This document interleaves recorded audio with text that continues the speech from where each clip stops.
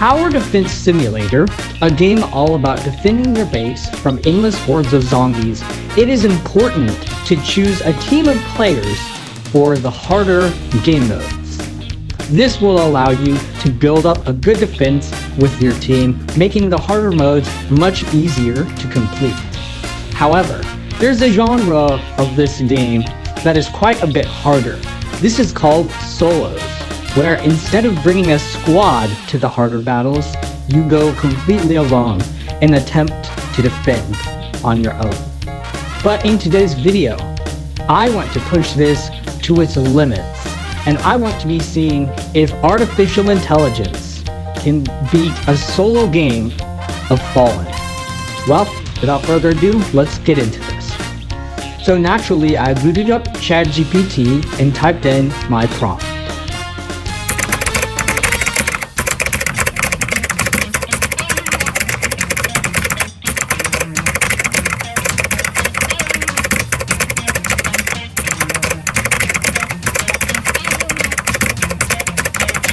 As soon as I typed the prompt in, ChatGPT started spitting out a strategy at me. So naturally, I hopped on with the inventory it told me to bring and went straight for the Fallen match.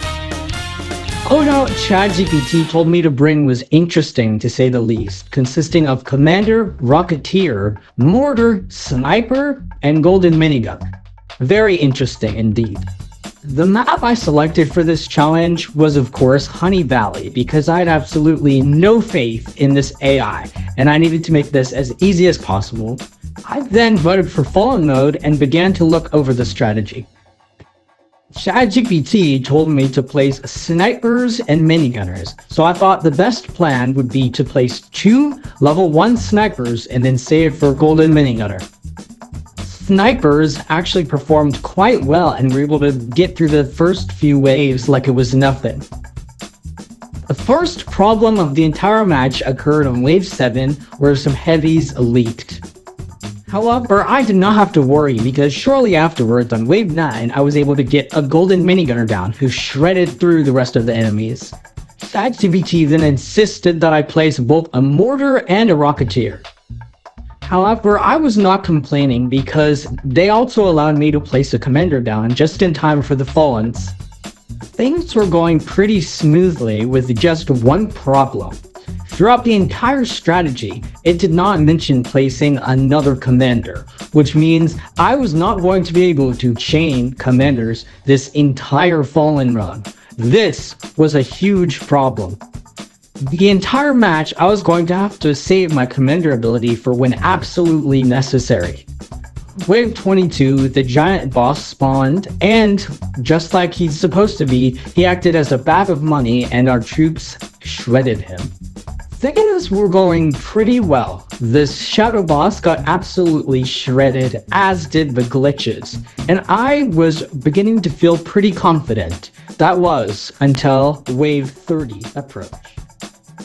Before I go into the details on what unfolded on wave 30, I must first address that AI had allowed me to max out and place more minigunners. It quote-unquote told me to place more towers and upgrade these towers that do maximum DPS. So I placed more minigunners, and by wave 30, I was able to have 2 minigunners, 1 max, and 1 level 30. When the tank emerged, I used a Commander ability and all of my towers locked onto him. However, even with all of this, the tank still somehow managed to slip past my defenses. I began to panic and frantically placed down a backup Golden Minigunner. Luckily, this was able to chip down that tank's health just enough for me to tank it. That had been way too close, and I was determined to not let that happen again. I didn't have to worry though, because now ChatGPT instructed me to place more maxed minigunners. This was great. Wave 32 finally rolled around. I was well prepared with a Commander ability and plenty of maxed minigunners. Even wave 35 wasn't that big of a problem since ChatGPT had instructed me to get a max mortar and a max rocketeer. I was beginning to have a lot more faith in AI. Or at least I was until wave 36 rolled around.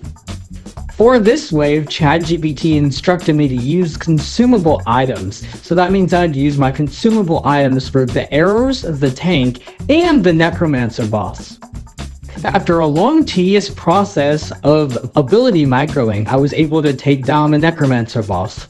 However, I didn't get any time to relax because on the next wave, 2 necromancer bosses spawned, along with a warden to give them cover.